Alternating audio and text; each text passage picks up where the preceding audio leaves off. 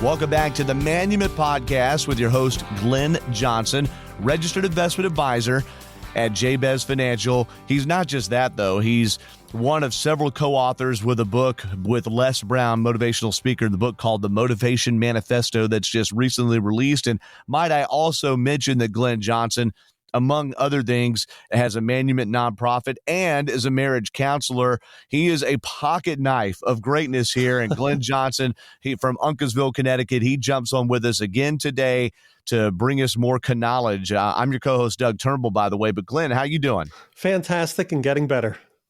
Amen to that. Yeah, that's right. I just mentioned how wonderful I think you are with all the different tools you have at your disposal. I mean, not to mention at one point a renowned soccer player. And I got to say, this one surprised me. We mentioned it 2 episodes ago, but you have a little bit of acuity with table tennis as well. Well, I had fun with it as a kid because my dad played and my older brother played. And, oddly enough, when they were playing, they took first place in every single tournament both of them were in their age brackets. Wow. Yeah, so I certainly wasn't the ping pong superstar in the family, although I did win the ping pong championship in high school all 4 years. That's incredible. Okay, so you did win it all 4 years in high school. I never got to play any tournament of that nature in high school. But you said your dad always whooped up on you until late life. Yes. And the funny thing is, that's because he could return anything. He had the wingspan of a pterodactyl because his arms were so long. I'd slam it. He'd just reach behind himself and return it without even looking at it. And I remember the first time I was able to beat him, he was 80 years old with a fake hip.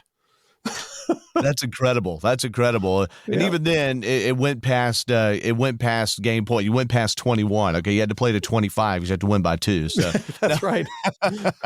Hey, well, look, let's enjoy the small things in life. Appease me. All right, so let's enjoy the ping pong sound effect there. Yes. There we go. That's got to have some fun. We can't be all serious on the Manumet Podcast. We got to have a little fun before we dive into finance. By the way, previous episodes, we talked about people's portfolios. We talked about election mindset, portfolio confidence particularly, and in the election mindset. The last episode, we discussed having a quality of life in retirement. And today, Glenn, we want to get into living the lifestyle, or maybe even having to pay the piper or deal with the consequences or deal with the triumphs of previous decision making. So this is something where I think if someone hears this, they may think, oh my God, I spent like a drunken sailor when I was in my 20s. And now I'm still dealing with debt. And they may even be embarrassed to come to someone that has the knowledge that you have, Glenn. So, I mean, should people be intimidated coming to a financial advisor, even if they've been a little bit willy-nilly with their money? And how do you help them overcome some of those past decisions and then avoid making future bad decisions that they could live with? Well, there's no need to be intimidated. And if you look at where the feeling of emotion, the feeling of being intimidated actually comes from, it actually comes from pride. If you think about it, because and that's something we want to rebuke. Because if we have it in our heads that, I should be further ahead in life than I am. And you know what? We all think that in every area. We could all be doing better in every area. So, all right, let's just get past that. But realizing that if we're not just seeking to feel better, but we're looking, wisdom's going to come from seeking correction. So regardless of how somebody may feel initially about sitting down with a financial advisor, what we want to think about is, do I want to have my future better than my present? And am I willing to receive the correction and the new information I need so I can make better decisions for myself? And without even knowing what we're necessarily walking into, because you don't know what you don't know, right? Yeah. You can feel confident in yourself and proud of yourself in a good way for giving yourself the permission to get the correction and the advice that you need so that you can make better decisions. Well, right. And I think there's so many things that people have to consider in that realm. So when they come to you and they start laying things out, do a lot of times people know they've been making bad decisions? Like when I go to the dentist and I always fall behind on flossing. I'll get on a good stretch of flossing and not the dance kind. Okay. I'll get a good stretch of flossing and then, and then they'll be like, so how's your flossing been? I'll be like, inconsistent. Like I know, like I'm not going to try to lie to them. do people come to you and they know they've, as I said before, spent like a drunken sailor, or do they maybe not even realize that you have to, as you look under the hood, go, ooh, you know what you've been doing these years? How does that go? What's the ratio there? People know. There's a balance between people knowing for themselves that they screwed up and that they did things that they shouldn't have done. And there's the external life events that took place that threw them off track, which weren't their fault. So there's the things that were their fault, and there's the things that weren't their fault. But either way, they're in the position they're in. And in order to improve anything, we have to assume responsibility for the things that we screwed up, and we have to assume responsibility for the things that just so happened. Because as soon as you accept the fact that, okay, this bad thing happened to me, and now I'm in this circumstance, as soon as you have that mindset, you've become a victim, and that is your fault.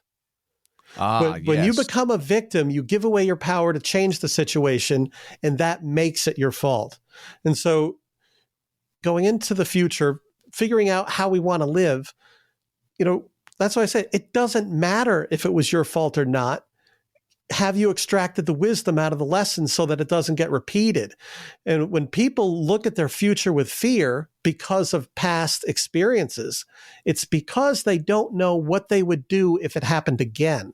And that's why they still carry with them that feeling of vulnerability that, well, what if the market crashed again? Will I be okay? What if my spouse got sick? Or what if my child messed up their life and I've got to go sort that out? What if all these what ifs, it creates doubt, fear, and as soon as we accept the fact that, or if we're thinking there's nothing we can do about it, now it becomes our fault. That's a great point. Yeah, as soon as you think it's out of control, you take your hands off the wheel. It's like, oh, whatever, I'm just a victim of circumstance. Well, it doesn't matter how great a driver you were or how great the conditions are, how great your car is. If you take your hand off the wheel, you're probably going to hit the guardrail or the wall at some point. It's just a matter of time. Yeah. And then, it's not my fault. The car steered itself.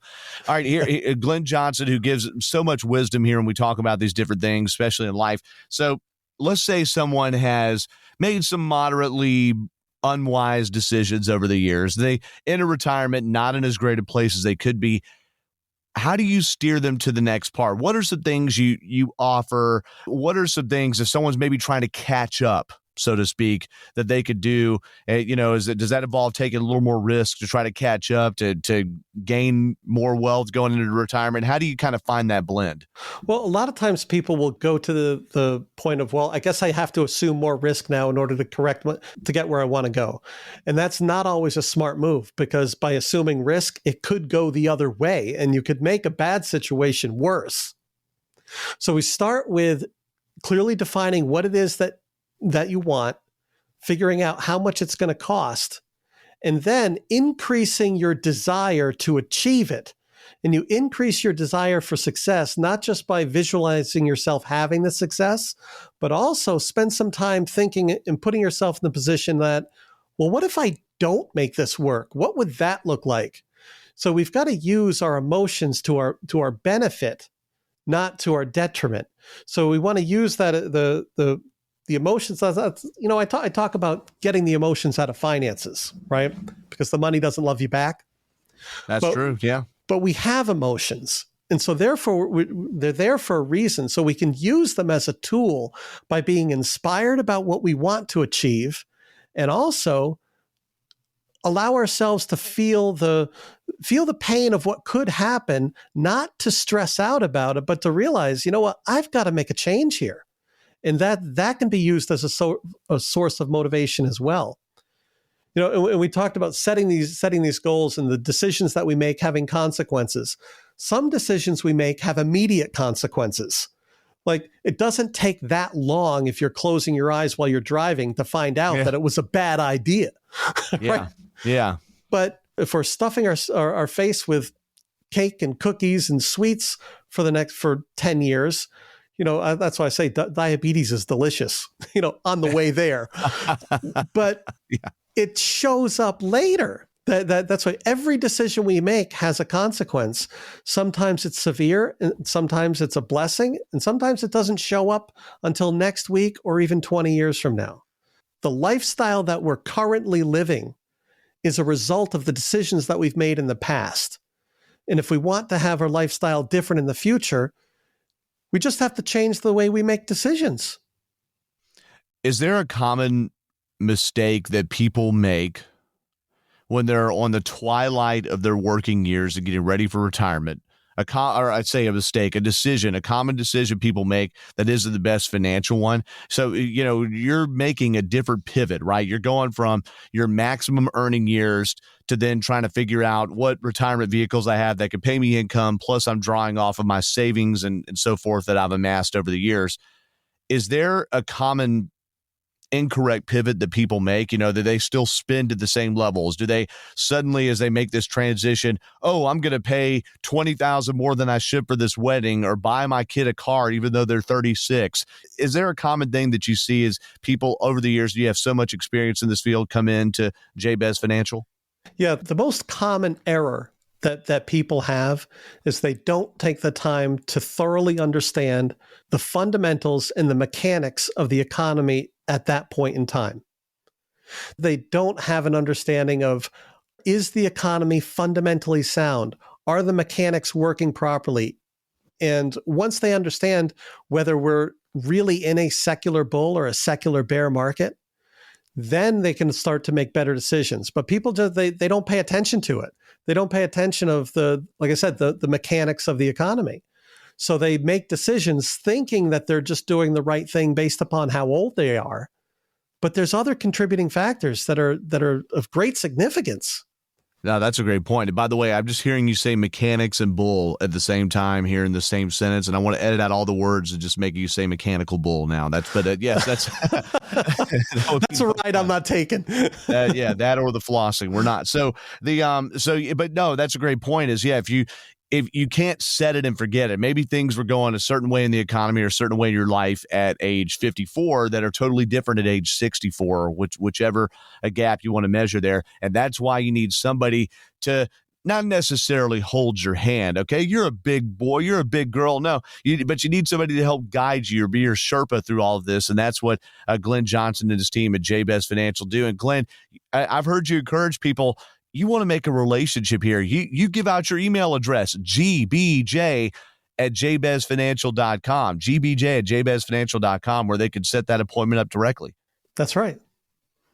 And so you do that there or at jabezfinancial.com. And there's all sorts of resources on that site and on the manumitpodcast.com, where you can also find all of our past episodes to be able to opt in and turn on notifications and learn more about this, get short videos, little excerpts from this. And as you learn from this, please share this with people you care about, or even the ones you don't care about, in your circle, so they know what Glenn and his team are apt and available to do and how they can help you. So Glenn, thanks for enlightening this on here. And as I just jotted down a few notes about living the lifestyle of previous decisions, I'm seeing don't get intimidated coming to your advisor. All right. Set goals.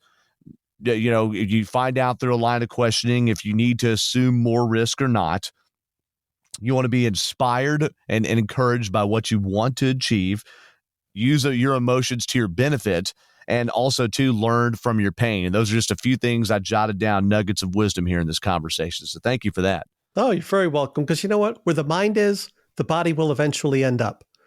And so that's where we're to hold our thoughts captive and stay focused on where we want to go, and realize that regardless of, we wouldn't be given a dream or a desire if it wasn't meant to inspire us to change. So the things of the future that we haven't been able to achieve yet, it's because we haven't done what we needed to do to obtain them.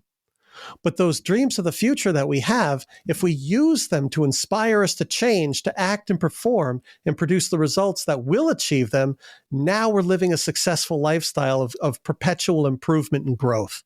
Regardless of your previous decisions, because then you have the right mindset to get toward that lifestyle. And that is Glenn Johnson, everybody, who, by the way, with several others, is a co-author of a Les Brown book, the Motivation Manifesto that is out now. So be sure to check that out. Glenn, thank you for your time today. Thank everybody that's been listening in for listening to the Man Human Podcast. Look, this is evergreen advice here. So we'd love for you to continue to tune in for this. And again, turn on those notifications for future episodes. Thanks to our producer, Daniel Salerson, for sending us out there and getting this posted to Apple and Spotify and to the manhumanpodcast.com. He's Glenn Johnson. I'm Doug Turnbull. Thank you all for listening here to the Man Human Podcast.